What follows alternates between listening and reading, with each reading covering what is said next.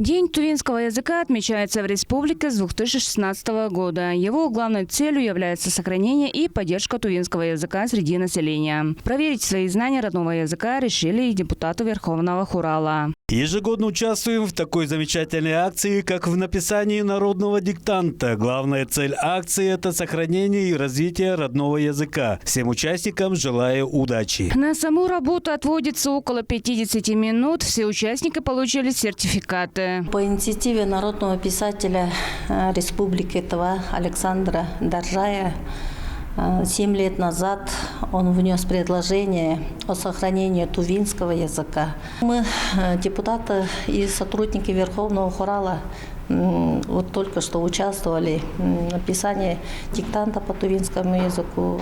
Мы это традиционно всегда участвуем и поддерживаем эту народную акцию. Прошел диктант, народный диктант, посвященный декаде тувинского языка. Мы все знаем, что скоро у нас праздник, День тувинского языка.